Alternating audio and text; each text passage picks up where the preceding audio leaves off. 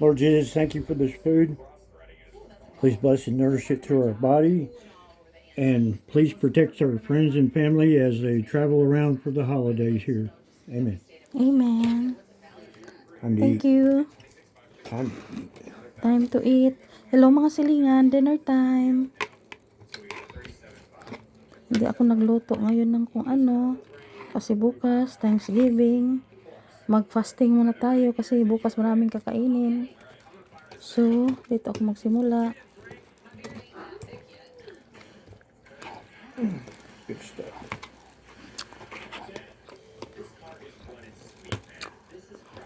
Dapat yung sausage, gawa sana akong ano. Galing ngayon kay Jeremiah eh. Gawa akong pasta. I love having breakfast for supper. Truly. Yeah. We have corn also. We can make that corn that we have in Jeremiah's house. Kain. Very good. Thank you. With butter.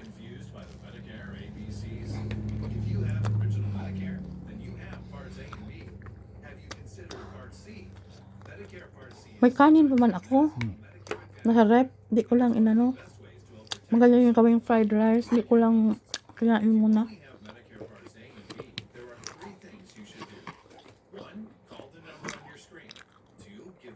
Kasarap kasi ng tinapay ni Jan eh.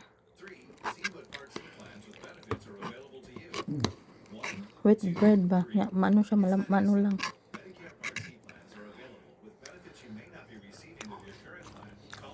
Kanya may jelly and butter. Na root beer.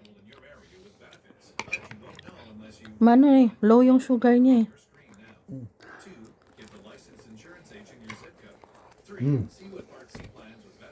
That's why she eats bread with jelly kay nanginginig siya. She's shaken because he has a very low sugar. She is in very low sugar right now.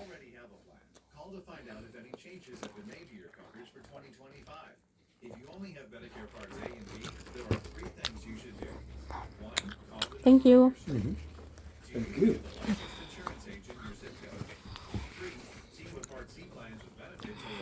For a wonderful meal.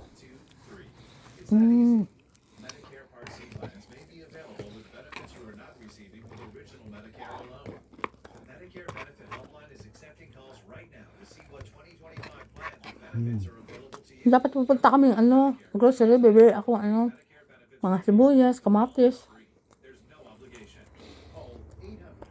Magagawa nga akong pasta. Sabi niya, wag na. Napagod na daw ako. Mag-fry na lang daw sausage ka itlog. Kasi nga, kakain na siya agad. Nanginginig na siya kasi nga, mababa yung low sugar, super low yung sugar niya. 60? 80? Plus? 83? Or something? Yeah. It was dropping down below 100. Dropping down below 100 na 80 plus na lang yata yun. Hey, Kausap niya si Jack kanina. After, tumawag yung Uncle Danny niya. Ang kausap niya. Then, napansin niya, shaking na siya. Kaya pagtanaw niya siyang super low na yung blood sugar. Kaya kailangan na magluto ng nilanoy ng agad-agad na ganito. Ay, kakain na talaga siya. Ay, tinapay na lang. Usually, hindi siya tinapay eh.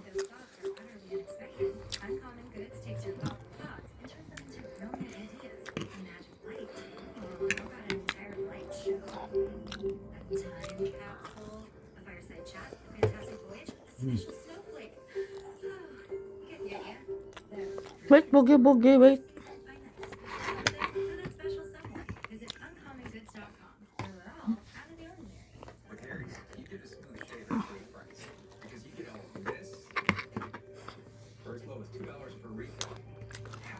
Natak kinamot Facebook eh. Nag-ano na sa ko ah. Nabukaan ka bugs. Bare hands. Pretty good sausage, huh? It's Maya.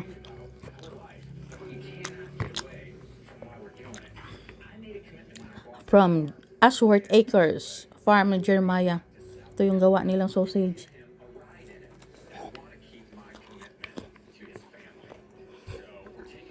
Hindi ko kaya ba, parang ang pack niya, parang ground beef, gani, inana.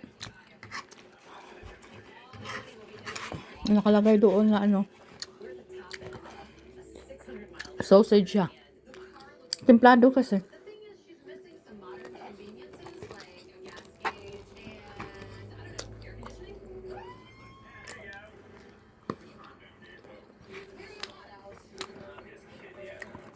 Mga karne, mga ano laki ng hiwa, pang steak. Nag-ano lang siya, sarili siyang ano eh. Sarili siyang, anong tawag dyan? Sarili niyang baboy or may mga deer o ano nila, hunt nila. May hunting season kasi tulad ngayon, 2 weeks. Hunting season ng deer. Kaya yun, nag-hunt si ano, yung asawa niya, sila, mga anak niya. Ang laki ng family eh. May hunting ground eh. Sarili lang ng lupa. Pupunta na doon ng mga deer. Marami lang baril sa bahay nila eh. Grabe, sobrang dami. 60% o ilan ba? 80% of Americans own guns. Yeah, right? 80% of Americans houses own guns? Or 90? Have what? Guns. Oh, yeah. Rifles, guns. Yeah. Halos sila dito. Mga bahay, may mga ganyan.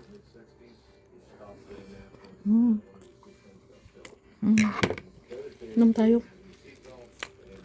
Sarap.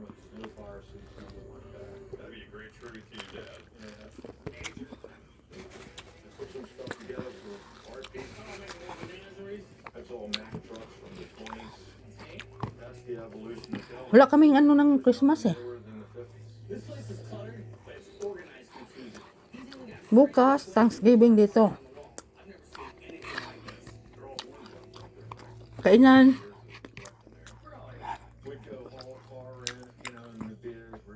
May celebration bukas.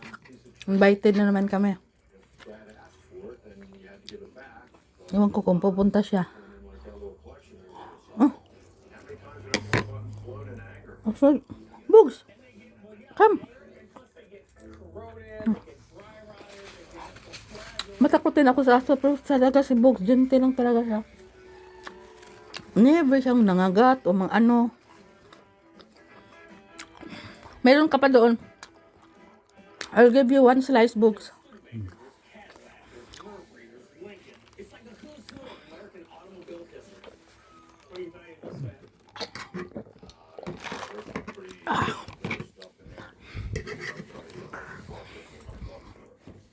Wait. Pakita ko sa inyo yung neighborhood dito pag hapon na. Kasi may mga Christmas lights na sila eh. Ang iba pala wala pa. Doon sa ano, square, doon City Hall nila, doon banda. Marami na doon. Makita sana. Tumaan kami doon kahapon eh, galing kaming nag-dinner. Dito din, andun, dito, paliko dito, andun yung mga McDo, ano ba yun, mga Walmart, doon, malapit lang. So, kung lakarin mo, di nga abot yata, 5 minutes. Pero dito kasi, mga tao, walang naglalakad, lahat, kahit malapit, nagsasakay. Walmart, yung gasoline station, andun lang. Lapit lang talaga. Doon naman mga City Hall. Paikot lang. Mga bilihan doon, malapit lang. Di abot 5 minutes kung lakarin yata. Masa sobrang lapit lang talaga. Ang lamig naman. Oh, I feel cold. Ang asawa ko mahilig siya sa rocks. Yung rocks na yan may mga ano yan sa kanya, kung ano-ano, mga artifacts daw yung iba. So, kung ano yan. Punta siya sa ano eh. Nagkukuha siya ng mga rocks. No, that would get full.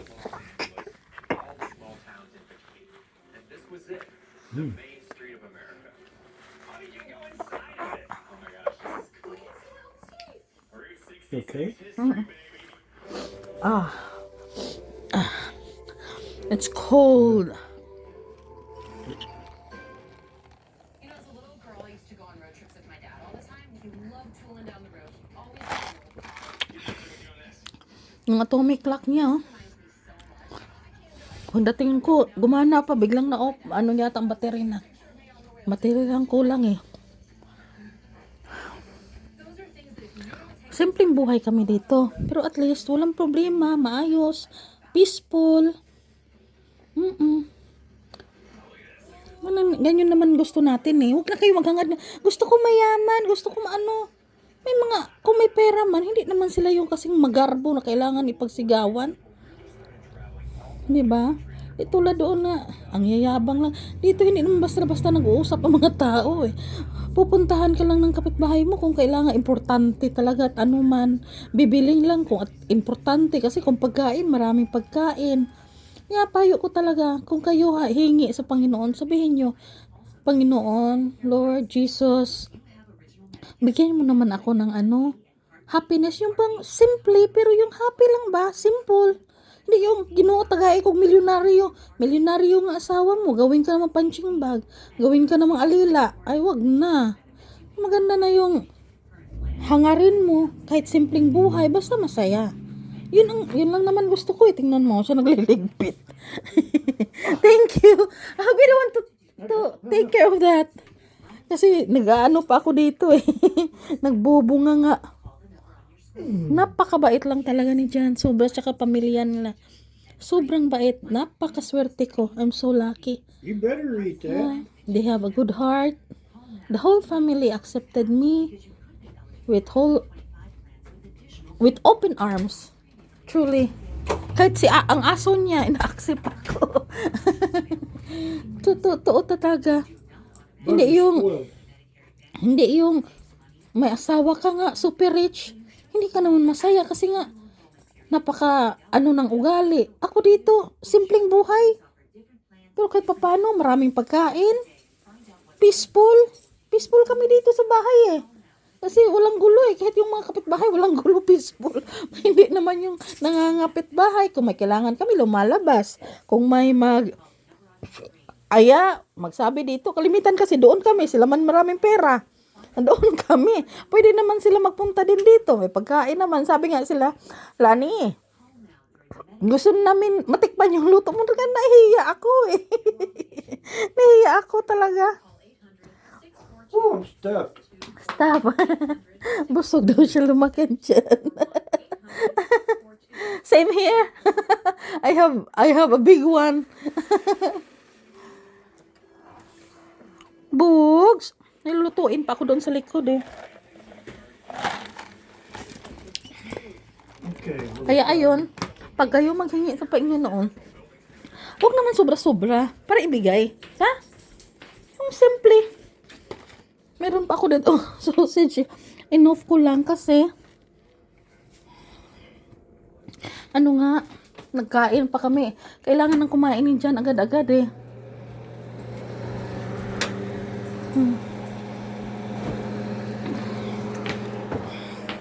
Bilis namin uminom mo. Naubos na agad yung mga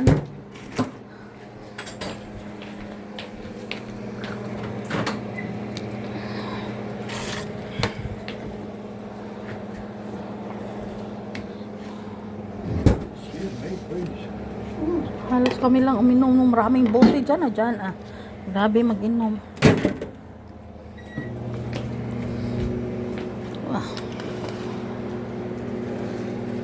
Want me to wash? No. Let me wash that. I'll wash that after I cook this. Bug, you're a bum. Wait for your food books. I'll give you a little of that. It says stuff it still cooking. I can smell it. Minto ko kasi. Uminit na naman uli.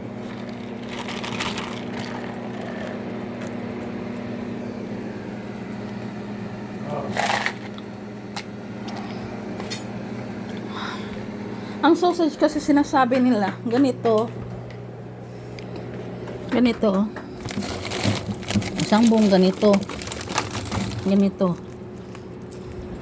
Ito ground beef to. May ganitong ano. Ito yung ganito ring sausage nila. When are you going to give this to Boogs? The bones from Jeremiah. Oh, I was going to give it to him this morning. Ito meron pa dito Inano ko na dyan. Ito, buto-buto. Sabaw na to sa atin. Malaking buto. Pero sa kanila, pangkain lang ng ano eh. You can give it to him now. Pangkain lang ng aso. Pang ano sa It's aso. going to be bloody Yeah. because it's thawed out. But look at him. Can we just put the plastic there and then put the bone on the top? He's going to take the bone and go somewhere Okay. with it. I just don't bring that in the living room, Boogs.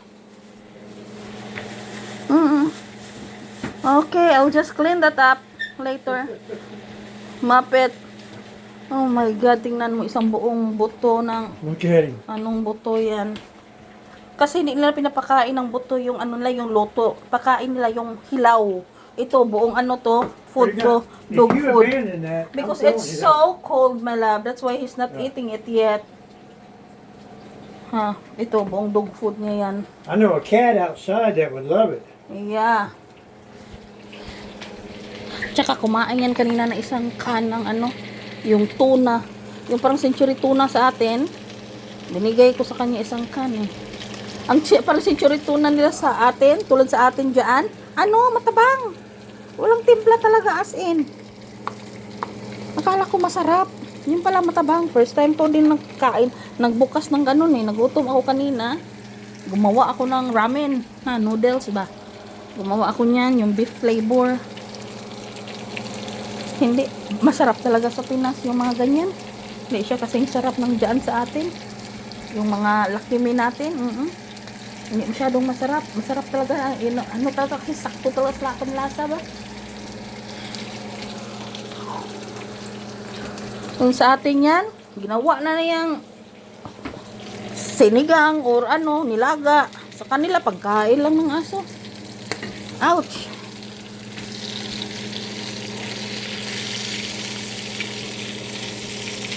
Inop ko kasi nga, dapat i-bake ko na lang. Inano ko kasi, kumain kami. Hindi naman po, ayaw naman ni John siya lang kumain. Gusto niya sabay. Ito, takpan na to kasi busog na eh. Kasi dapat kalahati lang niluto ko eh. Sabi ko sa inyo lahat. Lahat na daw. Hindi naman maubos. Lahat. Mamaya, snack na yan. So, hanggang dito lang muna. Marami akong hugasin. Tingnan nyo yung sakalan ko. Yung backyard namin. Soon, pag hindi na taglamig, pag tag-init, magtatanim ako dyan. Yan, sa kabila na yung may fence. Kabila, katabi dito. Yan, sa amin pa yung backyard na yan dyan eh. Magtatanim ako dyan pag ano na, hindi na taglamig. Ngayon kasi, sobrang lamig. Super duper. Aliw na ulo yung subog sa ano niya, pagkain niya. Sige. Hanggang dito lang po, mga silingan. Thank you for watching. Tuloy ko yung ano ko dito. Maghugas ako ng plato. Washing dishes. Tsaka ituloy ko yung niluluto ko.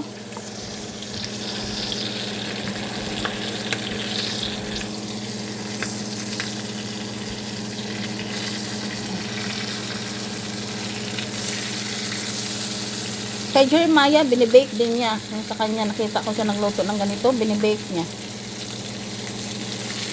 Hindi niya piniprito. Pero ganun pa rin naman ang ano,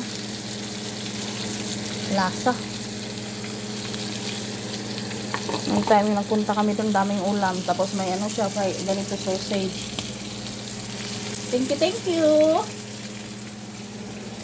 Thank you for watching mga silingan. Bye-bye.